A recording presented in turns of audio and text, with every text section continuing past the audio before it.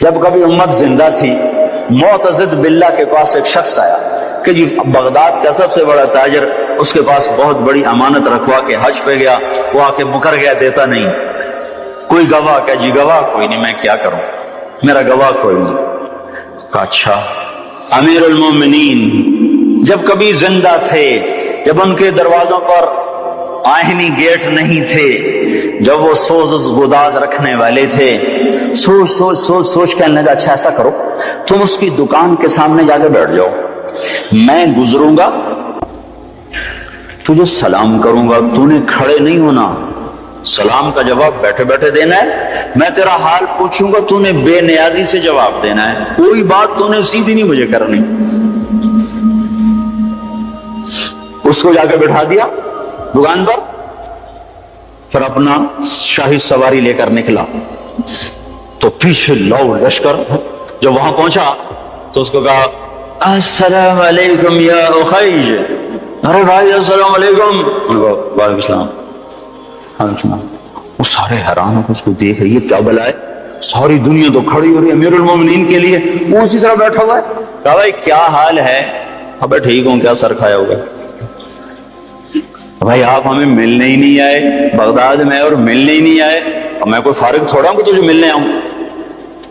ایسے دو چار باتیں کر کے وہ چلا گیا۔ تاجر یہ دیکھ رہا تھا، پھپھرا کمبے مارے گا، کہنے لگا بھائی وہ کون سی تھیلی تھی ذرا بتاؤ جس میں تو کہہ رہا ہے کہ میں نے پیسے رکھوائے تھے؟ کہا جی وہ نیلے رنگ کی تھی۔ اچھا اچھا اچھا، وہ تو میرے پاس پڑی ہے، مجھے یاد نہیں رہا، ابھی حاضر۔ وہ ملی، لے کر پہنچا گیا نا، مل گئی تو معتزد خود آیا، کہا یہاں پھانسی کا پھندا بناؤ، پھانسی کا پھندا بنا کر اس کو وہیں لٹکا دیا، بازار میں لٹکا دیا۔ یہاں 16 سال قتل کے کیس کے فیصلے نہیں ہوتے۔ یہ کیا انصاف ہے کہ ایک نسل مر جائے؟ فریادیں کرتی کرتی مائیں قبروں میں چلی گئیں، بوڑھے باپ کی کمریں رکوع میں چلی گئیں، اور عدالتیں انصاف نہ دے سکی۔ والامانۃ مغنما، لوگ بھی بددیانت ہو جائیں گے، امانت کھا جائیں گے۔ والزکوٰۃ مغرما، مالدار لوگ زکوٰۃ دینا چھوڑ دیں گے، عیاشیوں پہ پیسہ لٹائیں گے، زکوٰۃ نہیں دیں گے۔ اگر یہ سارے پاکستان کے لوگ صرف زکوٰۃ دے دیں تو یہ کشمیر کے زلزلے کے لیے کسی مدد کی ضرورت کوئی نہیں ہے، باہر کی مدد کی ضرورت کوئی نہیں ہے۔ وَتُعِلِّمَ لِغَيْرِ الدِّينِ، اور علم دین اللہ کی رضا کی بجائے دنیا کی طلب کے لیے حاصل ہونے لگے گا۔ علم دین کی منزل اللہ نہ رہے گا، علم دین کی منزل کچھ اور ہو جائے گی۔ وَأَطَاعَ الرَّجُلُ زَوْجَتَهُ، اور لوگ اپنی بیویوں کے فرما بردار ہو جائیں گے۔ وَحَقَّ أُمَّهُ، اور ماں کے نافرمان ہو جائیں گے۔ وَأَدْنَىٰ صَدِيقَهُ، دوست کو دیکھ کر باہیں پھیلائیں گے۔ وَأَقْصَىٰ أَبَاهُ، باپ کو دیکھ کے دھکا دیں گے، باپ کو ذلیل کریں گے، دوست کا اکرام کریں گے، ماؤں کو خوار کر دیں گے، بیویوں کو سجدے کریں گے، سجدے سے مراد ان کے غلام بن جائیں گے، ان کے فرما بردار بن جائیں گے۔ جب یہ ہوگا، دیکھو ایک عجیب بات آپ کو بتاؤں، اللہ کے نبی نے نافرمانی کے لیے عربی زبان میں لفظ آتا ہے معصیت، عصا۔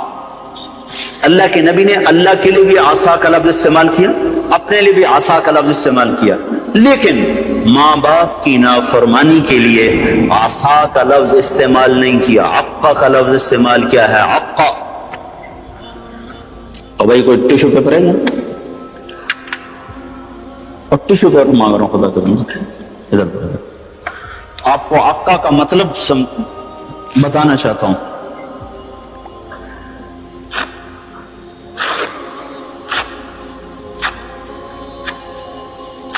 اس کو آپ کو جوڑ سکتا ہے؟ یہ پرزے ہو چکی ہے چیز، اس کو عربی زبان میں عقا کہتے ہیں، حقوق کہتے ہیں، حقوق۔ تو اللہ کے نبی یہ بتا رہے ہیں جو ماں باپ کا نافرمان ہوتا ہے اس پہ غضب کے سوا، اللہ کے نبی نے فرمایا جس نے ماں باپ کو تنگ کیا اس پہ اللہ کی لعنت، اس پہ فرشتوں کی لعنت، اس پہ زمین آسمان کی لعنت، اس کی نہ نماز قبول ہے، نہ روزہ قبول ہے، نہ حج قبول ہے۔ اسلام آباد بھرا پڑا ہے ماؤں کی ہائے ہے، باپ کے آنسو ہیں، اولاد کو فرصت کوئی نہیں۔ پنڈی بھرا پڑا ہے، پاکستان بھرا پڑا ہے،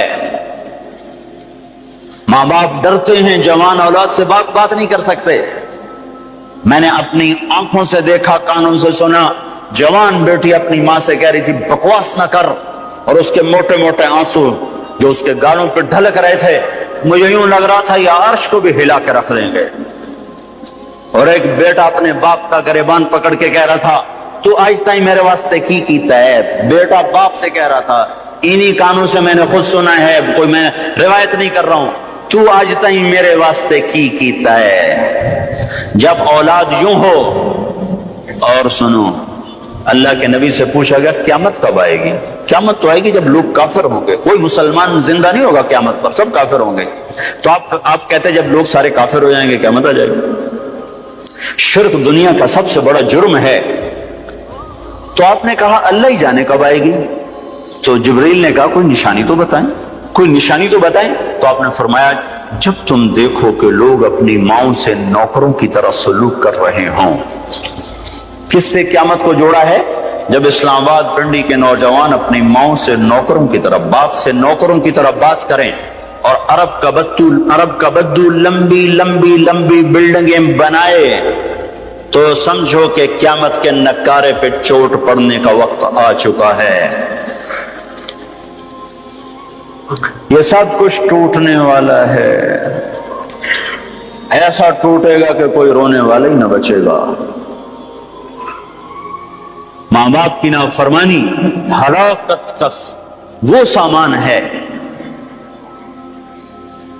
کہ جہنم کی آگ بھی ان پر پلٹ پلٹ کے آئے گی۔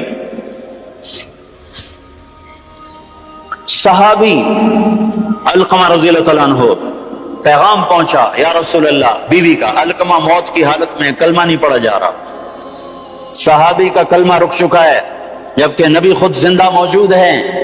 تو آپ نے فوراً پوچھا ماں باپ میں کون زندہ ہے؟ کہا جی ماں زندہ ہے۔ کہا ناراض ہے؟ راضی؟ کہا جی ناراض ہے۔ تو آپ نے فوراً ان کی ماں کو بلوا کر کہا علقمہ کی اماں اب بیٹے کو معاف کر دے۔ کہا یا رسول اللہ نہ۔ آپ نے پوچھا تجھے اپنے بیٹے سے کیا شکایت ہے؟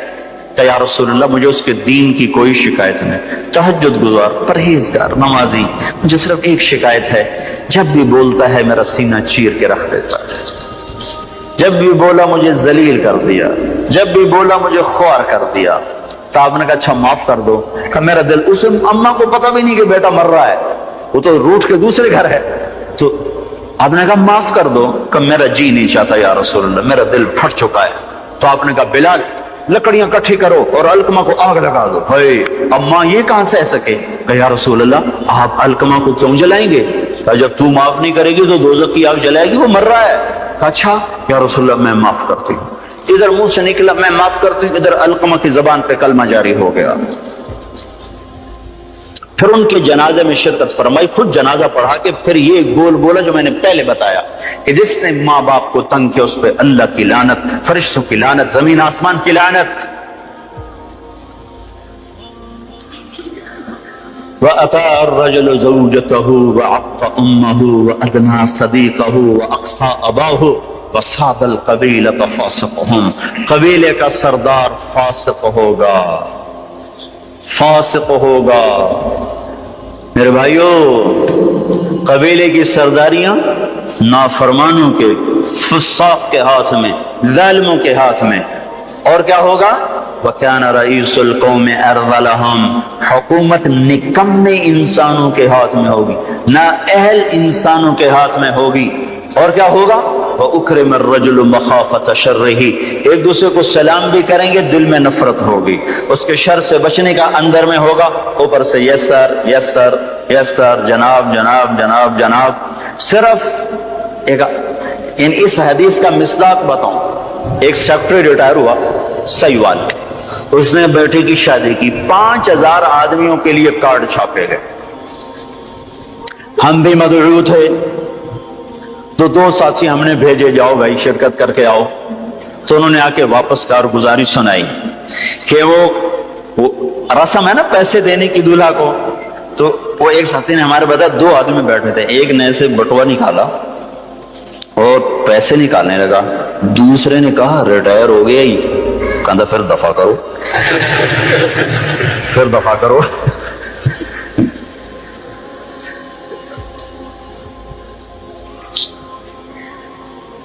چودھری صدیق مرحوم تھے پنجاب کے چیف سیکرٹری، 5 سال چیف سیکرٹری رہے۔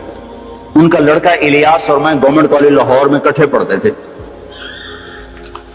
تو ہمارا آپس میں آج تک تعلق ہے، اتنے 35 سال ہو گئے، آج تک کوئی محبت ہے۔ تو ایک دن میں اس سے ملنے گیا، بیمار تھا، کہنے لگا جب ابا سیکرٹری تھا نا تو چھینک آنے پہ 100 آدمی آئے کرتے، چوہے صاحب خیریت تو ہے، خیریت تو ہے، اور جب سے ریٹائر ہوا ہے مر رہے تو کوئی پوچھتا نہیں آ کے۔ وَأُكْرِمَ الرَّجُلُ مَخَافَةَ شَرِّهِ، یہ سلام کس لیے کیے جائیں گے؟ اس کے شر سے بچنے کے لیے، محبت کی وجہ سے نہیں، سیاست کا سلام ہوگا۔ اور کیا ہوگا؟ وَارْتَفَعَتِ الْأَصْوَاتُ فِي الْمَسَاجِدِ، مسجدوں میں لڑائیاں شروع ہو جائیں گی، نفرت کے بیج اور کانٹے بکھرنے لگ جائیں گے۔ جس ممبر سے محبت کا پیغام دیا جاتا تھا وہ ممبر فرقہ واریت کی لپیٹ میں آ جائے گا، اور اس سے لوگ ان کی زبانیں زہر اگلے گی، زہر جو بھائی کو بھائی سے لڑا دیں گی اور دست و گریباں کر دیں گی، اور مسجدوں میں آگ بھڑکتی ہوئی سارے فضا کو اپنی لپیٹ میں لے لے گی، مسجدوں میں لڑائیاں شروع ہو جائیں گی۔ اور کیا ہوگا؟ ظہرت القینات والمعازف، گانے والیاں محترم ہو جائیں گی، گانے والیاں محترم ہو جائیں گی، جن کی وجہ سے اللہ ناراض ہوا انہیں کو جب عزت دی جائے گی۔ گانے والیاں ظاہرت کے 2 مطلب ہیں، گانے والیاں عام ہو جائیں گی اور ظاہرت معزز اور محترم ہو جائیں گی۔ والمعازف، اور موسیقی کے آلات گھر گھر ہوں گے، کوئی گھر موسیقی سے بچا ہوا نہ ہوگا، کوئی گھر موسیقی سے بچا ہوا نہ ہوگا۔ وظہرت القینات والمعازف، گانے والیاں معزز، گانے والیاں محترم، محفل موسیقی کے کارڈ چھاپے جا رہے ہیں۔ میرے نبی نے کہا تھا وہ کیا دن ہوگا جب تم بھلائیاں مٹانے لگ جاؤ گے، برائیاں پھیلانے لگ جاؤ گے۔ تم آئے تو تھے بھلائی پھیلانے، برائی مٹانے، پر ایک وقت آئے گا تم الٹے ہو جاؤ گے، بھلائی کو مٹانے لگ جاؤ گے، برائی کو پھیلانے لگ جاؤ گے۔ تو آپ نے فرمایا گانے والیاں عام اور گانا گھر گھر۔ یاد رکھو جو قوم موسیقی میں ڈوب جائے انہیں ہلاکت سے کوئی نہیں بچا سکتا۔ مشرق اور مغرب اللہ کی پکڑ میں آنے والے، میں آپ کو بتا رہا ہوں، میں نجومی اور کاہن نہیں ہوں، پر میری زندگی کا کچھ عرصہ اللہ کی کتاب کے ساتھ گزرا ہے۔ میں تمہیں بتا رہا ہوں مشرق اور مغرب پر آنے والا ہے، آنے والا ہے یہ اللہ، وہ اللہ، وہ بے نیاز اور صمد اللہ، حیاؤں والا اللہ، کفر کو مہلت دیتا آیا، شرک کو مہلت دیتا آیا، بت پرستی کو مہلت دیتا آیا، نہیں مہلت دی تو بے حیائی کو نہیں دی۔ جب قومیں بے حیا ہوئیں اور ناچ گانا عزت بن گیا، زنا فیشن بن گیا، عورتیں کپڑوں سے باہر آ گئیں، مرد آوارہ ہو گئے، تو پھر اللہ نے زمین کو ہلایا۔ اللہ نے بے حیاؤں کو مہلت ہمیشہ تھوڑی دی ہے۔ مشرق اور مغرب کے سر سے حیا کی چادر اتر چکی ہے، ان کی تو اتر گئی تھی، وہ ہماری بھی اتارنے کے چکر میں ہیں، ان کی تو اتر گئی تھی، وہ ہماری بھی اتارنے کے چکر میں ہیں۔ اور جس دن اللہ کا نظام چلے گا پھر اس سے کوئی روک سکتا ہے؟ أَأَمِنْتُمْ مَنْ فِي السَّمَاءِ أَنْ يَخْسِفَ بِكُمُ الْأَرْضَ فَإِذَا هِيَ تَمُورُ، تمہیں کھڑوں کو زمین میں دھنسا دوں، اپنے اللہ کو روک لو گے؟ آمنتم من فی السماء ان یرسل علیکم حاصبا فستعلمون کیف نذیر، تمہارے اوپر پتھر برسا دوں تو اپنے رب کو روک لو گے؟ وَلَقَدْ كَذَّبَ الَّذِينَ مِن قَبْلِهِمْ فَكَيْفَ كَانَ نَكِيرٌ، تم سے پہلوں نے جھٹلایا، تیرے رب نے پکڑ کے دکھایا، کچھ تو عبرت کی نظر سے دیکھو۔ مہنجو داڑو چلو بہت دور ہے، ٹیکسلا کیوں نہیں چلے جاتے ہو؟ یہ گندھارا کی تہذیب پہ کیوں نہیں کھڑے ہو کہ تم غور کرتے ہو؟ ان کے ٹوٹے مکان، ان کی دفن شدہ تہذیبیں اور ان کے ویران حویلیاں، مہنجو داڑو کی تہذیب، ہڑپا کی تہذیب، یہ تو میرے دیش کے اندر ہے، مجھے باہر نہیں جانا پڑے گا، مجھے روم کے کھنڈر دیکھنے کے لیے اٹلی جانے کی ضرورت نہیں ہے، اردن جانے کی، ترکی جانے کی ضرورت نہیں ہے، یہی کھنڈر بتا رہے ہیں۔ میں بھی کبھی کسی کا سر پر غرور تھا۔ یہ اللہ نے تہذیبوں کو کھنڈر کب بنایا؟ جب نافرمان ہوئے۔ لوط علیہ السلام کی قوم بے حیا تھی، ان کے کفر کا الزام سارے قرآن میں ایک دفعہ لگا ہے ان پر۔ جب بھی نبی کہتا تھا تم غلطی کرتے ہو تو اور انبیاء ان پر کفر کا تم کیوں اللہ کا انکار کرتے ہو، تم کیوں اللہ کا انکار کرتے ہو۔ لوط علیہ السلام کو لوط علیہ السلام نے، اللہ نے صرف ایک دفعہ کہا کہ یہ کفر کرتے ہیں، باقی ہر دفعہ جتنی دفعہ اللہ نے ان پر لعنت کی تو کہا تم کیسے بے حیا ہو، یہ تم کیا کام کرتے ہو، تم کیسے بے حیا ہو، تم مردوں سے شہوت پوری کرتے ہو۔ ما سبقکم بها من احد من العالمین، اس ظالموں تم سے پہلے یہ گندا کام کسی نے نہیں کیا، یہ تم کیا کر رہے ہو۔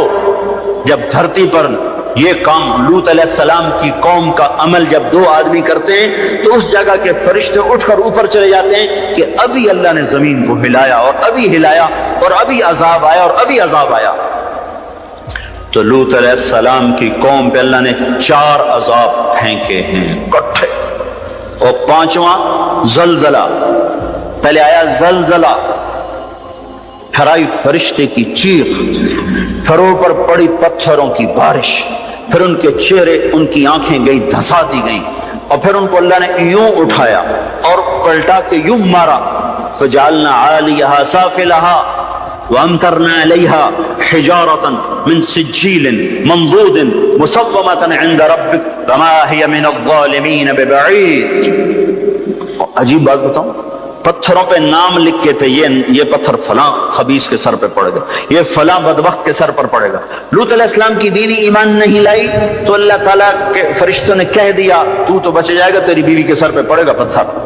اور لوط علیہ السلام اتنے تنگ آ چکے تھے، فرشتوں نے، انہوں نے پوچھا کب عذاب آئے گا؟ لوط علیہ السلام نے پوچھا فَأَسْرِ بِأَهْلِكَ بِقِطْعٍ مِّنَ اللَّيْلِ وَلَا يَلْتَفِتْ مِنكُمْ أَحَدٌ وَامْضُوا حَيْثُ تُؤْمَرُونَ۔ لوط علیہ السلام کہنے لگے عذاب کب آئے گا؟ تو فرشتوں نے کہا ان موعدہم الصبح، ابھی نہیں، ان موعدہم الصبح، جب صبح کا چاندنا ہوگا تو ان پر عذاب آئے گا۔ لوط علیہ السلام اتنے تنگ آ چکے تھے، کہنے لگے نہیں، صبح بڑی دور ہے، ابھی لاؤ۔ تو جواب میں فرشتوں نے کہا الیس الصبح بقریب، صبح بھی تو قریب ہی ہے، الیس الصبح بقریب ان موعدہم الصبح، الیس الصبح بقریب، یہ قرآن کی آیت ہے۔ فرشتوں نے کہا بس 3-4 گھنٹے کی بات ہے، نکلو۔ فلما اتاہا امرنا، پھر اللہ کا امر آیا۔ کہاں ہے اللہ؟ کیا ہمارا کیا پڑھے لکھا دور ہے، سائنس کا دور ہے، ترقی کا دور ہے، پلیٹیں ہلتی ہیں، اللہ ویلا بیٹھا ہوا ہے۔ ہاں واپس آؤ۔ عقل کی پرستش نے یونان کو کیا دیا؟ رب کی پرستش نے دیا جو بھی دیا۔ اللہ اس کے رسول کی غلامی سے سہرے بندے ہیں، جس کے بھی بندے ہیں، وہی عزت کی سیڑھیوں پر چڑھا ہے جس نے اللہ رسول کے غلامی کا دم بھرا ہے، جس نے ان کی چوکٹ کو چوما ہے، وہی دنیا اور آخرت میں سرخرو ہوا ہے۔ بے حیا معاشرہ ٹوٹ جاتا ہے اور بے حیائی ننگی ہو کے ناچ رہی ہے۔ کیا حیرت کی بات ہے کہ ننگے ناچ سکرین پہ دکھائے جا رہے ہیں اور دیکھنے والے مزے سے بیٹھے دیکھ رہے ہیں، تو کیا میرے اللہ کو غیرت نہ آئے گی؟ میں یہ لوط علیہ السلام کی قوم کے علاقے میں پھرا ہوں، 300 میل کا علاقہ ہے، غور آج کل اس کو کہتے ہیں، پوری پٹی پہ پھرا ہوں۔ وہ سارا پہاڑی علاقہ ہے، اسلام آباد کے پہاڑوں میں سب بڑے نہیں، چھوٹے چھوٹے خوبصورت پہاڑ، چلتے چلتے ایک دم بیچ میں نشیب آتا ہے اور یوں زمین 300 میل تک بیٹھی ہوئی نظر آتی ہے۔ عربی زبان میں بیٹھی چیز کو غور کہتے ہیں۔ یہ زمین کیسے بیٹھ گئی؟ جب لوط علیہ السلام کی بستی کو اٹھایا اور اٹھا کر اوپر سے زمین پر مارا تو وزنی چیز جب زمین پر گرتی ہے تو دائیں بائیں زمین نیچے بیٹھ جاتی ہے۔ اس طاقت سے وہ بستی زمین پر گری کہ 300 میل تک ساری زمین بیٹھ گئی۔ تو لوط علیہ السلام صبح نکلنا تھا کہ پہلے زلزلہ آیا، پھر فرشتے کی چیخ آئی، پھر پتھر برسنے لگے، تو چیخ و پکار۔ لوط علیہ السلام نے بیوی سے کہا تھا پیچھے نہ مڑ کے دیکھنا، اور اللہ کا فیصلہ ہو چکا تھا کہ اس کا بھی سر ٹوٹنا ہے۔ تو چلتے بس وہ نہیں رہ سکی، ذرا یوں اتنی کو گردن ٹیڑھی ہوئی تھی کہ اوپر سے پتھر آیا اور اسے بھوسا بنا کے پھینک دیا۔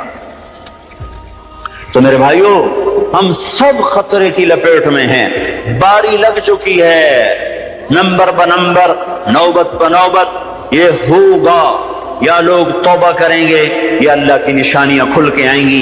جب یہ ہوگا، جب میری امت گانے بجانے کو جو قومیں گانے بجانے میں ڈوبتی ہیں وہ ہلاک ہو جاتی۔ چلو میں کہتا ہوں وہ جو قرآن بھی پرانی کتاب اور حدیثیں بھی پتہ نہیں ہیں کہ نہیں ہیں، کتنا ایک طبقہ ہے جاہلوں کا جو یہ بھی کہتا ہے۔ وہ اقبال کو تو مان لو تمہارا شاعر مشرق ہے، حکیم الامت کا لقب پایا ہے۔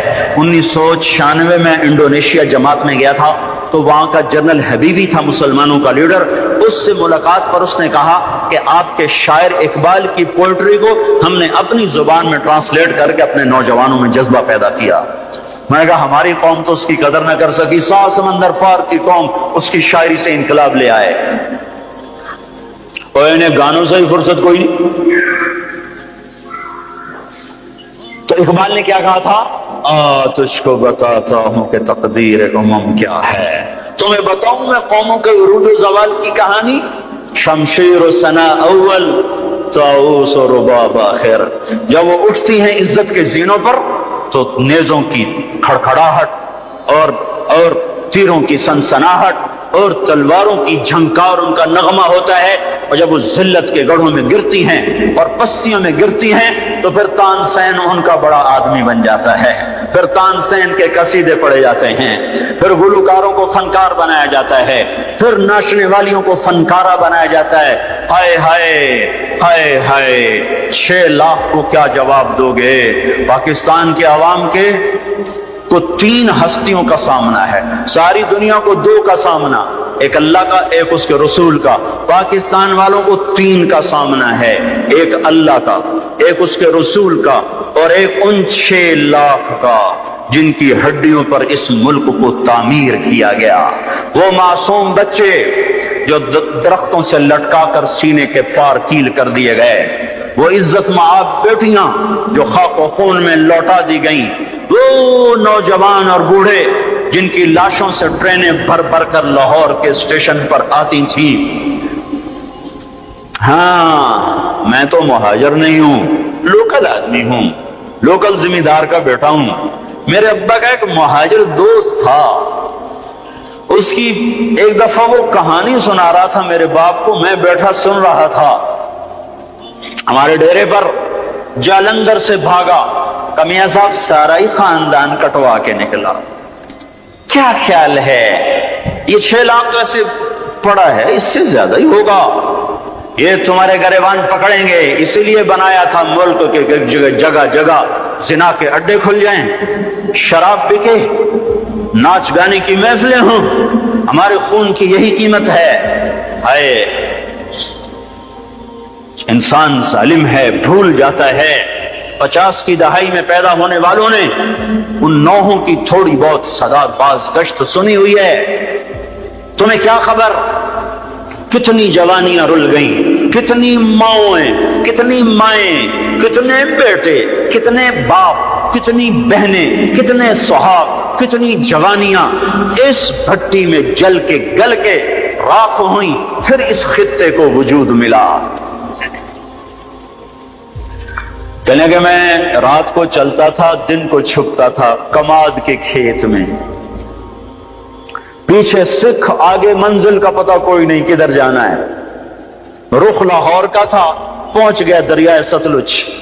اس وقت ستلج زندہ تھا، اپنی روانیوں کے ساتھ بہتا تھا، ایسے سویا ہوا ستلج نہ تھا۔ اب آگے ستلج، پیچھے سکھ، یا کرپان پڑے یا پانی، 2 میں سے ایک ضرور ہے، یا اگر آگے موت یا پیچھے موت۔ یا میرے جی میں آیا سکھوں کے ہاتھوں مرنے سے بہتر ہے پانی میں مر جاؤں۔ تیرنا نہیں آتا تھا کہ میں نے ایک لکڑی اٹھائی اس کو آسرا بنایا. میں نے کہا اے مولا زندگی ہے تو پار لگا دے, تیرنا مجھے آتا نہیں. کہ میں اس لکڑی پہ بیٹھا اور ایسے ہی پانی کو ہٹاتا ہوا تھوڑا تھوڑا آگے بڑھا. جب ذرا سا میں بیچ گیا ہوں تو میں نے کیا دیکھا کہ سارا دریائے ستلج لاشوں سے بھر کے بہ رہا تھا. ان کو پانی نے کفن دیا, انہیں ستلج کی مچھلیوں نے قبر دی. یہ تم سے پوچھیں گے, بددانتوں سے پوچھیں گے, ظالموں سے پوچھیں گے, ان ناچنے والوں سے پوچھیں گے, اور یہ ناچ کی محفلیں سجانے والوں سے پوچھیں گے ہماری ہڈیوں کی کیا قیمت ہے, ہمارے خون کی کیا قیمت ہے. کاش تم اپنی تاریخ ہی پڑھ لیتے. تاریخ اسلام چھوڑ دو, لمبا موضوع ہے. تاریخ پاکستان پڑھ لو, اور نہیں تو نسیم حجازی مرحوم کی خاک و خون پڑھ لو. میں نے اسکول لائف میں خاک و خون پڑھی تھی, 1 مہینہ میں روتا رہا تھا. میرا ایک بھانجا تھا, اس نے حفظ کیا, داڑھی منڈا دی. مجھے بڑا غم کہ یہ اس نے ظالم نے کیا ظلم کیا. اس نے کہیں خاک و خون پڑھی, اس نے ایسی توبہ کی, داڑھی بھی رکھ لی, پتلون بھی چھوڑ دی. اپنی تاریخ کو بھلا دینے والی قومیں بے نشان ہو جاتی ہیں. وہ قافلہ ہوتا ہے پر جس کی کوئی منزل نہ رہے. وہ راہی ہوتے ہیں جنہیں راستوں کی سمت کا کچھ پتہ نہیں رہتا. کھانا پینا یہ زندگی ہے, ہم کسی کام کے لیے آئے ہیں. اور کیا ہوگا؟ وَلُبِسَ الْحَرِيرُ, مرد ریشم پہنیں گے. اور کیا ہوگا؟ وَشُرِبَتِ الْخُمُورُ, شراب پی جائے گی. اور کیا ہوگا؟ وَلَعَنَ آخِرُ هَذِهِ الْأُمَّةِ أَوَّلَهَا, اس امت کے آج کے لوگ پہلے لوگوں کو گالیاں بکیں گے, دیوانہ کہیں گے. اونٹوں کے لوگ تھے, پتھروں کے لوگ تھے, خچروں کے لوگ تھے, کھوتوں کے لوگ تھے, ہم راکٹ والے, ہم راکٹ والے. تمہارا نبی گدھے پہ سوار رہا ہے. سواری عزت کی چیز ہوتی تو میرے نبی کو اللہ براق ہر وقت حاضر کرتا. اللہ کے نبی کے 2 گدھے تھے, ایک کا نام عفیر تھا, ایک کا نام یعفور تھا. آپ کبھی اس پہ سوار ہوتے, کبھی اس پہ سوار ہوتے. پھر آپ نے خچر پر بھی سواری کی ہے, ایک کا نام دلدل تھا, ایک کا نام فضہ تھا. پھر آپ نے اونٹنی پر بھی سواری کی ہے, ایک کا نام عزبا تھا, ایک کا نام شہبا تھا, ایک کا نام جدعا تھا, ایک کا نام قصوا تھا. پھر آپ نے ایک اونٹ پر بھی سواری کی ہے, اس کا نام عسکر تھا. پھر آپ نے امت کے مالداروں کو بھی گنجائش دے دی. آپ نے گھوڑوں پر بھی سواری کی ہے, اور چھوٹے موٹے گھوڑے بڑے عالی شان. ایک گھوڑے کا نام ورد تھا, ایک کا نام یعصوب تھا, ایک کا نام یعبوب تھا, ایک کا نام مرتجل تھا, ایک کا نام سکب تھا, ایک کا نام سبحہ تھا, ایک کا نام لزاز تھا, ایک کا نام قراس تھا. یہ سارے حسین گھوڑے تھے جن پر آپ نے کبھی کبھی سواری فرمائی کہ اگر میری امت کا کوئی مالدار اچھی سواری رکھنا چاہے تو میں گنجائش دیتا جاؤں کہ میں صرف غریبوں کا نبی نہیں ہوں, مالداروں کا بھی نبی ہوں. یہ جب سب کچھ ہوگا, میں ساری کو ایک دفعہ دوبارہ دہراتا ہوں, عزت تو خزل فی ادو والا, جب حکومت کے کارندے بددیانت ہو جائیں گے, خزانہ خود لوٹ لیں گے. والامانت مغنما, عوام بھی بددیانت ہو جائیں گے, امانت کھا جائیں گے. والزکات مغرما, زکات دینے والے زکات دینا چھوڑ دیں گے. وتعلم لغیر الدین, علم دین دنیا کمانے کے لیے ہوگا. واطاع الرجل زوجته, لوگ بیویوں کے فرما بردار. واقع امه, ماؤں کے نافرمان. وادنا صدیقه, دوست کا استقبال. واقصى اباه, باپ کو ذلیل و خوار کریں گے. وصاد القبیلۃ فاسقهم, قبیلے کا سردار فاسق. وکان رئیس القوم ارذلهم, حکومت نااہل انسانوں کے ہاتھ میں. واکرم الرجل مخافۃ شرہ, ایک دوسرے کو سلام کریں گے بیچ میں نفرتیں چھپا کر. اور وارتفعت الاصوات فی المساجد, اور مسجدوں میں لڑائیاں شروع ہو جائیں گی. وظہرت القینات والمعازف, گانا بجانا عام ہوگا, گانے والیاں محترم ہوں گی.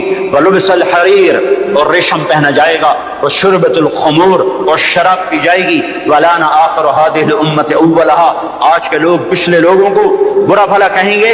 جب یہ سب کچھ ہوگا تو پھر کچھ اور بھی ہوگا. وہ کیا ہوگا؟ فَلْيَرْتَكِبُوا عِنْدَ ذَلِكَ رِيحًا حَمْرَاءَ وَزَلْزَلَةً وَخَسْفًا وَقَذْفًا وَآيَاتٍ مُتَتَابِعَاتٍ. تو پھر میری امت انتظار کرے، ان پر ہوائیں پاگل بن کے جھپٹیں گی، ہواؤں کا رنگ سرخ ہو جائے گا، زمین زلزلوں پہ آ جائے گی، زمین میں دھنسا دیے جائیں گے، پتھر برسا دیے جائیں گے، اور اوپر نیچے عذاب کے تہانے کھل جائیں گے۔ جب تک توبہ نہ ہوگی یہ راستہ بند نہ ہوگا، یہ پکڑ بند نہ ہوگی۔ میرے بھائیوں، آپ سب کی میں منت کرتا ہوں، ہاتھ جوڑتا ہوں، اور اعتکاف والوں کا شکر گزار ہوں کہ انہوں نے اللہ کے غصے کو ٹھنڈا کرنے والا کام کیا۔ آپ سب سے بھی کہتا ہوں کہ ہم سب اللہ کے دربار میں جھک کر توبہ کریں۔ یہ توبہ کا وقت ہے، یوم دعا منانے کی چیز نہیں ہے، اور یہ رونے کی چیز ہے۔ رو کہ وہ روٹھا ہوا ہے، اور اسے منانا سب سے آسان ہے، سب سے آسان ہے۔ میرے ایک بزرگ مجھ سے ناراض ہو، بھرے ڈیرے میں 1 گھنٹہ میں زمین پر بیٹھ کے ان کی منتیں کرتا رہا۔ زمین پر وہ چارپائی پر نوکر کھڑے ہوئے، رشتہ دار کھڑے ہوئے، اور میں معافی مانگ رہا ہوں کہ میں نہیں کرنا ہے، مینوں پتا ہے تو بڑا بڑا مولوی ہے، میں تینوں معاف نہیں کرنا۔ 1 گھنٹہ منتیں کروا کر پھر معاف کیا۔ خون کا قریبی رشتہ۔ اور میرا اللہ کیسا ہے؟ اے ہے یا ابن آدم لو بلغ الذنوب عنان السماء ثم استغفرتنی غفرت لك ولا ابالی۔ میرا بندہ حوصلے نکال لے گناہ کرنے کے، اتنے کر کے اسلام آباد کو نہ بھر، اتنے کر کے پاکستان کو نہ بھر، ہند و سندھ کو نہ بھر، 7 زمینوں کو بھر دے، پھر تہ بتہ گناہوں کو رکھتا جا، اور خلاؤں کو بھر دے، چاند تاروں کی روشنی چھین لے، سورج کو کالا کر دے اپنے گناہوں سے، اور اپنے گناہوں کو میرے آسمان کی چھت کے ساتھ آ کر پھنسا دے۔ اتنے گناہ کرنے کے بعد تو نے 1 دفعہ اگر کہہ دیا یا اللہ معاف کر دے تو میں سارے معاف کر دوں گا، ولا ابالی۔ کوئی ہے مجھے پوچھنے والا؟ مجھے کوئی پوچھ سکتا ہے کہ کیوں معاف کیا؟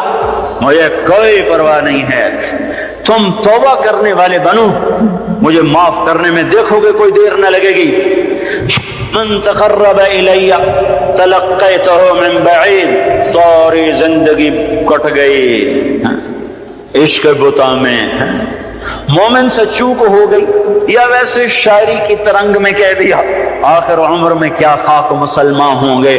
آخر عمر تو بہت زیادہ ہے، آخری سانس میں بھی توبہ کر لے تو اللہ گلے سے لگا لے۔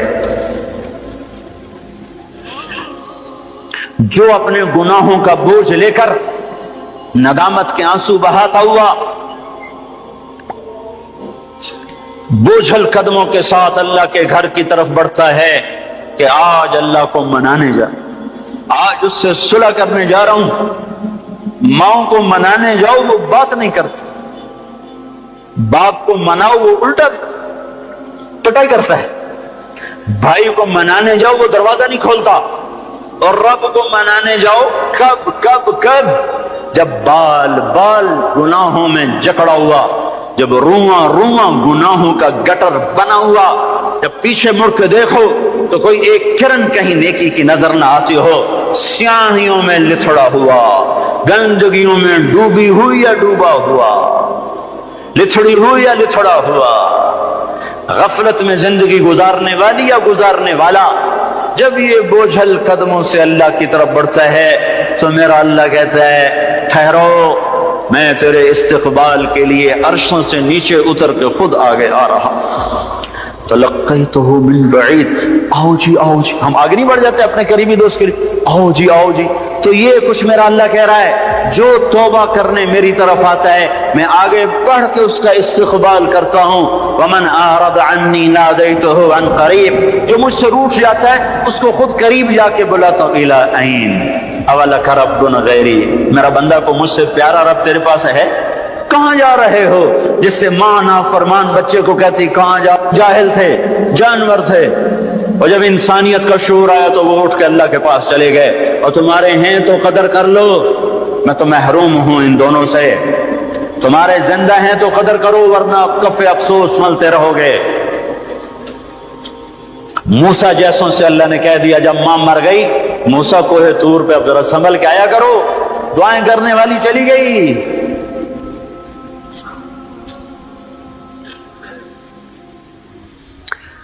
ہے تو میرا اللہ کیا کہتا ہے؟ آؤ آؤ میں تیرا استقبال کرتا ہوں، آ جا۔ میرا بندہ کہاں جا رہا ہے؟ فَأَيْنَ تَذْهَبُونَ یا ایھا الانسان ما غرک بربک الکریم۔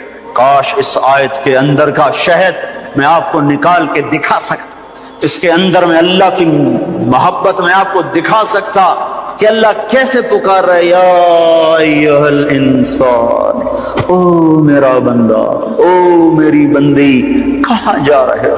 ما غرک بربک الکریم۔ اور کبھی رب بھی ظالم ہو سکتا ہے۔ تیری ماں تجھ پہ ظلم کر سکتی ہے، عین ممکن ہے کہ مائیں ظالم ہوں۔ خیزوران نے اپنا سگا بیٹا قتل کر دیا۔ ہارون رشید کی ماں خیزوران، مہدی کی بیوی، ہادی ہارون کی ماں، مہدی کے مزاج پہ سوار تھی۔ مہدی اس کے پیچھے بھی جیسے نور جہاں جہانگیر پہ چھا گئی، خیزوران مہدی پہ چھا گئی۔ جب وہ مر گیا تو ہادی خلیفہ بنا۔ انہوں نے کہا اماں کو گھر کے اندر بیٹھنا ہے، باہر نہیں آنا، چار دیواری میں تیرا ہر حکم چلے گا، حکومت کے معاملات میں دخل نہیں دینا۔ رات سوتے کو ماں نے مروا دیا۔ مائیں تو یہ ظلم کرتی چلی آئی ہیں، پر تیرا رب ہرگز ہرگز ہرگز ہرگز ہرگز کبھی ظلم نہیں کر سکتا، کبھی ظلم نہیں کر سکتا، کبھی ظلم نہیں کر سکتا۔ یہ بچے کیوں مر گئے؟ یہ معصوم کیوں مر گئے؟ یہ پتھر کیوں ہل گئے؟ یا غریب لوگ تھے، ان کو کیوں پکڑ لیا؟ اور مت کرو یہ باتیں، مت کرو یہ باتیں، ان سے توبہ کرو، توبہ کرو، توبہ کرو۔ میرے اللہ سے زیادہ مہربان کوئی نہیں ہے۔ جنت کوئی مفت کا سودا ہے۔ وَلَنَبْلُوَنَّكُمْ بِشَيْءٍ، میں نے تمہیں آزمانا ہے، دکھ دے کر بھی، سکھ دے کر بھی۔ وَنَبْلُوكُمْ بِالشَّرِّ وَالْخَيْرِ فِتْنَةً، میں نے تمہیں آزمانا ہے راحت دے کر بھی، مصیبت دے کر بھی۔ ما اصابکم من مصیبت فبما کسبت ایدیکم، جو تم پر مصیبت آئی ہے تمہارے ہاتھوں کی کمائی ہے۔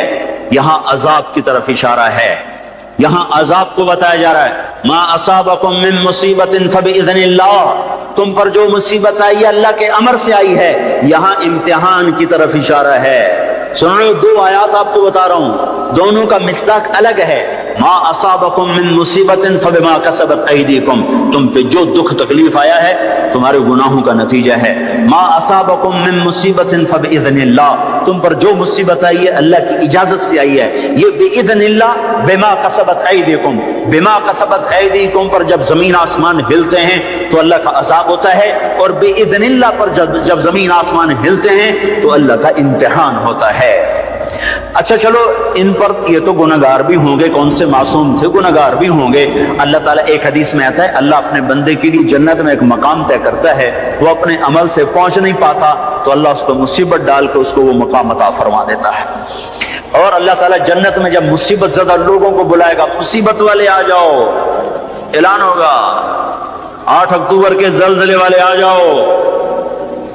جب اللہ ان کو جنت کے درجات دے گا تو جو لوگ عافیت میں رہے ہوں گے وہ کہیں گے ہائے کاش دنیا میں ہمارے گوشت کینچیوں سے کاٹے جاتے اور ہمیں بھی یہ رتبہ مل جاتا۔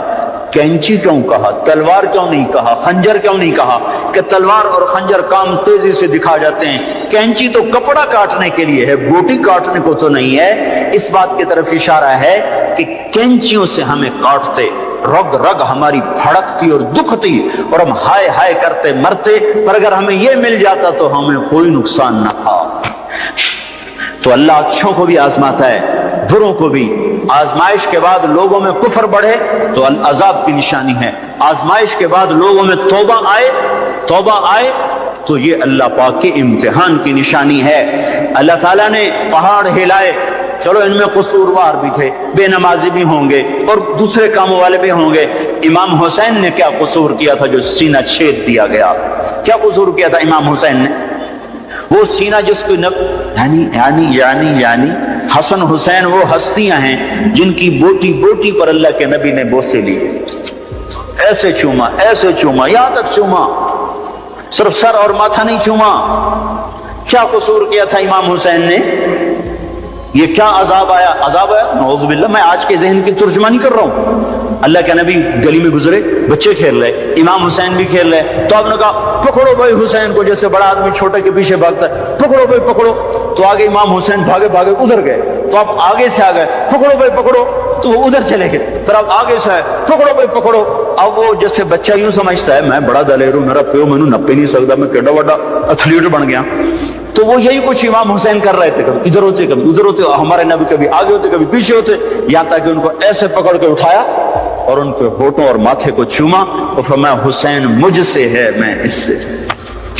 اب اس کو کیوں سین، ہائے ہائے کیا تیر لگے ہیں، کیا تیر لگے ہیں، کیا تیر لگے ہیں. ادھر آ ستمگر ہنر آزما، تو تیر آزما ہم جگر آزمائیں.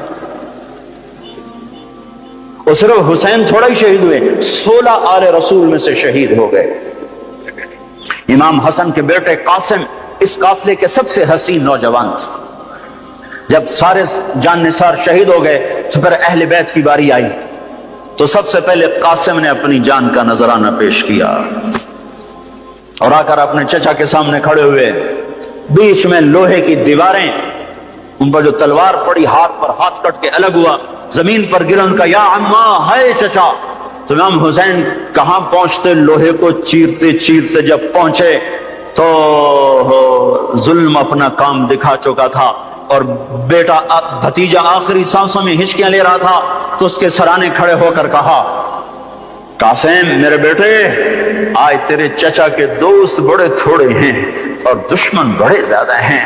اللہ ناصرہ وکفر باطرہ، وہ کیا دن ہوگا جب اللہ کا رسول تیری طرف سے خود مدعی بن کے عدالت میں آئے گا. اس دن ان کو کہاں جائے پناہ ملے گی. ایک دفعہ تلواریں رک گئی امام حسین کے یہ بول سن کر، ان کو اٹھایا، سینے سے چمٹا کر ان کے پاؤں زمین پہ لگتے جا رہے تھے. مسلمان کی زبان سے سخت بول نہیں نکلتا، کسی کو بے عزت نہیں کرتا، کسی کو کی بے اکرامی نہیں کرتا، کسی کا دل نہیں توڑتا، کسی کو ذلیل نہیں کرتا، خود سہتا ہے، اوروں کو خوشیاں دیتا ہے، خود دکھ سہتا ہے، اوروں کو راحت دیتا ہے، خود تکلیف سہتا ہے. یہ میرے نبی کے اخلاق ہیں، یہ میرے نبی کی زندگی ہے، اور یہ اسلام کا سب سے بڑا چیپٹر ہے اور سب سے مشکل چیپٹر ہے. جب میرے نبی نے لمبی نمازیں پڑھی تو اللہ نے روک دیا کہ میرے حبیب ما انزلنا علیک القرآن لتشقى، اتنی لمبی نماز نہ پڑھ کے تو تھک جائے. میرے نبی نے تبلیغ میں زور دکھایا تو اللہ نے روک دیا فَلْتَذْهَبْ نَفْسُكَ عَلَيْهِمْ حَسَرَاتٍ. میرے نبی اتنا غم نہ کر کے آپ خود ہی آہیں بھرتے بھرتے آپ مر جائیں. میرے نبی نے مال سارا خرچ کیا، اللہ نے اس سے بھی روک دیا وَلَا تَبْسُطْهَا كُلَّ الْبَسْطِ فَتَقْعُدَ مَلُومًا مَحْسُورًا. اتنا خرچ نہ کریں کہ آپ خود پھر دکھی ہو کے بیٹھ جائیں. خرچ کرنا بہت بڑا عمل، تبلیغ سب سے سارے عملوں کا سردار عمل. تبلیغ سے بڑا کوئی کام ہوتا تو اللہ نبیوں کو دیتا، اگر تبلیغ سے بڑھ کر کوئی کام ہوتا تو اللہ نبیوں کو دیتا، گشت سے بڑھ کر کوئی محنت ہوتی تو اللہ نبیوں کو دیتا. 950 سال نوح علیہ السلام گشتی کر رہے ہیں. اور اللہ کی مان لو، اللہ کی مان لو. اتنا عظیم عمل کا میرے نبی درمیانہ نماز سب سے بڑی عبادت، میرے نبی درمیانہ کام. لیکن جب میرے نبی نے اخلاق اچھے کیے، دشمن کو معاف کرنا. لیکن ایک آدمی آپ سوئے ہوئے تھے، آپ کی تلوار لٹکی تھی، ایک آدمی آیا، اس نے آپ کی تلوار اتاری اور یوں ہماری پسلی میں آپ اٹھ کے بیٹھ گئے. اب وہ قتل کے ارادے کے لیے آ چکا ہے اور تلوار یہاں ہے. کہتا من یمنعک منی، اب بول تمہیں کون بچائے گا؟ تو آپ نے مسکراتے ہوئے کہا اللہ. تو اس کے ہاتھ سے تلوار گر پڑی تو آپ نے اٹھا لی، آپ نے یوں سیدھی کی، اب تو بچا، تجھے کون بچائے گا؟ وہ کہنے لگا مجھے تو ہی بچائے گا. وہ تو اللہ کو جانتا نہیں تھا. کہا بابا مجھے تو ہی بچائے گا. تو آپ کہتے ہیں اس کا سر اڑا دو، یہ نبی کو قتل کرنے آیا ہے. میرے نبی نے فرمایا کلمہ پڑھتے ہو؟ کہا نہیں پڑھتا. کہا جاؤ معاف کیا. یہ میرے نبی کے اخلاق ہیں. 20 سال جنہوں نے قتل کے منصوبے بنائے، مکہ والے. جب آپ مکہ میں فاتحانہ داخل ہوئے، ابو سفیان سب سے زیادہ آپ کو دکھ پہنچانے والوں میں پیش تو آپ نے ابو سفیان کو عزت دی. جو ابو سفیان کے گھر میں داخل ہوگا اس کو کچھ نہیں کہا جائے گا. آپ تو ابو سفیان کو بلا کے سولی پہ لٹکاتے، اور آپ کہہ رہے ہیں جو ابو سفیان کے گھر میں جائے گا اسے کچھ نہیں کہا جائے گا، جو بیت اللہ میں ہوگا اسے کچھ نہیں کہا جائے گا۔ سارا مکہ سامنے، آپ یوں بیت اللہ کا دروازے پر یوں دونوں ہاتھ ایسے ٹکا کے کھڑے تھے، پھر آپ نے کہا میں کیا کروں گا اب تمہارے ساتھ؟ تو سہیل بن عمر نے کہا آپ کریم ہیں، کریم کے بیٹے ہیں، تو آپ نے کہا جاؤ میں نے معاف کیا۔ یہ اخلاق آج مٹ چکے ہیں، مردوں سے، عورتوں سے، علم والوں سے، خانقاہ والوں سے، تبلیغ والوں سے، سب زیرو ہوئے پڑے ہیں۔ جب تک یہ اخلاق زندہ نہیں ہوتے اسلامی زندگی قائم نہیں ہو سکتی، اسلامی معاشرت قائم نہیں ہو سکتی، اور دین دو چیزوں سے آگے پھیلتا ہے، ایک دعوت اور ایک اخلاق۔ دعوت اور اخلاق، دعوت اور اخلاق۔ دعوت نہیں ہوگی تو اخلاق وہیں پڑے رہ جائیں گے، اخلاق نہیں ہوں گے تو دعوت کوئی قبول نہیں کرے گا۔ میرے نبی نے کتنے معجزے دکھائے مکے میں، نہیں کلمہ پڑھا۔ بدر میں ان کے 70 مارے گئے، فرشتوں کو دیکھا، جبریل کے گھوڑے کی آواز سنی، کلمہ نہیں پڑھا۔ خندق میں شکست ہوئی، کلمہ نہیں پڑھا۔ پانی نکلتے دیکھا، انگلیوں سے کلمہ نہیں پڑھا۔ ایک بکرے کا ایک بازو پکایا، ایک بازو بکرے کا، ایک اگلا جو بازو ہوتا، اور 40 آدمیوں نے کھانا کھایا اور ایک بوٹی کم نہیں ہوئی، ایک بوٹی کم نہیں ہوئی، کلمہ نہیں پڑھا۔ لیکن جب میرے نبی نے کہا جاؤ معاف کیا تو سارے ہی کلمہ پڑھ گئے کہ واقعہ یہ اخلاق نبی کے ہو سکتے۔ حنین کی جنگ میں جب بھاگے لوگ، شکست ہوئی، تو ایک صحابی کا بھاگتے ہوئے پاؤں ہمارے نبی کے پاؤں پر آیا، اور جوتا سخت تھا، تو آپ نے کہا اوجعتنی، اور آپ کے ہاتھ میں چھڑی تھی، آپ نے اس کو یوں ماری، اوجعتنی، ارے تو نے مجھے کتنا زیادہ درد پہنچایا، دکھ پہنچایا۔ وہ بیچارے پگھل کے رہ گئے اور پریشان ہو گئے، اور فرماتے ہیں سارا دن میں پریشان، ساری رات پریشان کہ اللہ کے نبی کو میں نے تکلیف پہنچائی، اب میرا کیا بنے گا؟ اگلا دن ہوا تو اعلان ہو رہا تھا بھائی جس کا پاؤں نبی کے پاؤں پہ آیا تھا اس کو اللہ کے نبی بلا رہے ہیں۔ تو صحابی کہنے لگے میں نے سمجھا بس اب میری تو دنیا بھی گئی اور آخرت بھی گئی، اب میرے اوپر کیس بنے گا اور مجھے ڈانٹ ڈپٹ بھی ہوگی، میرا کتنا بڑا گھاٹا نقصان ہوگا۔ یہ حاضر ہوئے ڈرتے ڈرتے، تو آپ نے فرمایا میرے بھائی کل میں نے تمہیں چھڑی ماری تھی، وہ مجھے معاف کر دینا، اور یہ 80 اونٹ تمہیں ہدیہ دیتا ہوں، 80 کیملز یعنی 80 پراڈو، 80 رینج روور کا یہ میری طرف سے تمہیں ہدیہ ہے۔ وہ حیران پریشان، یہ میرے نبی کے اخلاق ہیں، یہ میرے نبی کے اخلاق ہیں۔ کانٹے بچھانے والی نے 4 دن آنا چھوڑ دیا، بیمار ہو گئی تھی، تو آپ نے کہا کیا بات ہے، وہ ہمارے راستے میں اب کانٹے کوئی نہیں ہیں؟ کہا یہ وہ بیمار پڑی ہے جو کانٹے بچھاتے تھے۔ تو آپ اس کے گھر چلے گئے، ماں جی خیریت تو ہے، اب ٹھیک تو ہیں؟ کہا بیٹا مجھے کلمہ پڑھا دے، بس تیرے اخلاق نے مجھے فتح کر لیا ہے۔ میرے بھائیوں یہ چیپٹر بھول چکے ہیں، بھول چکے ہیں، بھول چکے ہیں۔ جب تک یہ چیپٹر زندہ نہیں ہوگا زندگی اسلامی نہیں بنے گی، معاشرہ اسلامی نہیں بنے گا، اور آگے قوموں کے لیے اسلام کا دروازہ نہیں کھلے گا۔ ہمیں معاف کرنا آتا ہو، ہمیں گالی دینے والے کو دعا دینا آتا ہو، غیبت کرنے والے کی تعریف آتی ہو، اور غیبت کرنے سے، غیبت سننے سے اپنے آپ کو ایسے بچاؤ جیسے زہر سے بچاتے ہو، اسے آگ سے بچاتے ہو۔ ایک دوسرے کو نفرت کا بول نہ بولو ورنہ ساری زندگی تباہ و برباد ہو جائے گی۔ میرے رب کی قسم، میرے نبی نے کہا ایک زبان کا بول انسان بولتا ہے اور جہنم کی گہرائیوں میں گر جاتا ہے، اور ایک زبان کا بول انسان بولتا ہے اور جنت کے درجات پر چڑھ جاتا ہے۔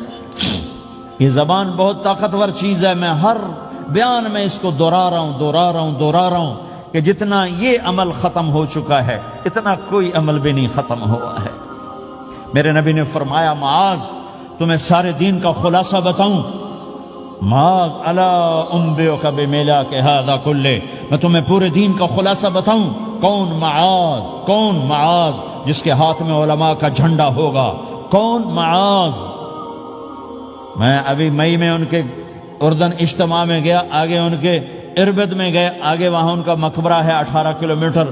میں گیا کمرے میں داخل ہوا تو سارا کمرہ خوشبو سے مہک رہا تھا، اور مجھے ایک شخص نے بتایا یہ خوشبو 24 گھنٹے یہاں آتی رہتی ہے۔ جن کو 18 ہجری میں انتقال ہوا، 1417 سال ہو گئے مرے ہوئے، اور قبر سے خوشبو آ رہی، خوشبو آ رہی، خوشبو آ رہی۔ اس آدمی کو سمجھایا کیسے اور بتایا کیا؟ معاذ تمہیں سارے دین کا خلاصہ بتاؤں؟ کہا جی بتائیں۔ تو آپ نے یوں کیا، اپنی زبان نکالی اور اس کو پکڑا انگلی سے پھینکا، کف ھذا، معاذ اس زبان پہ قابو پا جا، یہ پورا دین ہے۔ یہ زبان آج کھل گئی ہے، کھل گئی ہے۔ حضرت لقمان علیہ السلام کا فرمان ہے، بیٹا میں چپ رہنے پہ کبھی نہیں پچھتایا، میں ہمیشہ اپنے بول پہ پچھتایا۔ معاذ نے کہا یا رسول اللہ زبان کے بول پہ پکڑ ہوگی؟ کہ تیرا بھلا ہو جائے معاذ، سب سے زیادہ جہنم میں دھکا دینے والی زبان ہوگی۔ اور ایک صحابی ہیں ابو دجانہ۔ کون ابو دجانہ؟ السابقون الاولون من المہاجرین والانصار، اس میں پہلی صف کے صحابہ۔ کون ابو دجانہ؟ جب آپ حج پر گئے تو اپنی جگہ مدینے کا امیر ابو دجانہ کو بنایا۔ ابو دجانہ حج میں شریک نہیں ہوئے کہ آپ نے اپنی جگہ ان کو اپنا نائب بنا کے وہاں کھڑا فرمایا، ابو دجانہ میری جگہ پر مدینے کا امیر ہے، یہ وہ ابو دجانہ ہیں۔ کون ابو دجانہ؟ جو جنگ بدر سے لے کر آخری حج تک ہر سفر میں شریک ہیں، ہر سفر میں شریک ہیں۔ ان کی ایک بات میں بتانا چاہتا ہوں، پہلے تھوڑی سی ان کی ہسٹری بتانا چاہتا ہوں۔ کون ابو دجانہ؟ احد کی جنگ میں آپ نے تلوار اٹھائی، کہ اس تلوار کو کون لے گا؟ کئی صحابہ کھڑے ہو گئے۔ آپ نے کہا اس تلوار کا حق کون ادا کرے گا؟ سارے بیٹھ گئے، 3 آدمی کھڑے رہے، ایک زبیر بن عوام، ایک عمر بن خطاب، ایک ابو دجانہ۔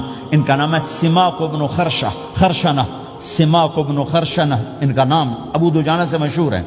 تو آپ نے تلوار نہ عمر کو دی، نہ زبیر کو دی، ابو دجانہ کو دی تھی۔ تو عمر رضی اللہ عنہ نے تو محسوس نہیں کیا، حضرت زبیر نے محسوس کیا کہ اس کو کیوں دی، مجھے کیوں نہیں دی؟ میں مہاجرین میں سے ہوں، میں پھوپھی کا بیٹا ہوں، میں اس سے دلیری میں کم نہیں ہوں، بلکہ حضرت زبیر کی دلیری کی تو دھاک تھی، جدھر سلوار چلتی تھی کاٹتی چلی جاتی تھی۔ کہنے کہ میں دیکھوں گا یہ کیا کرتا ہے۔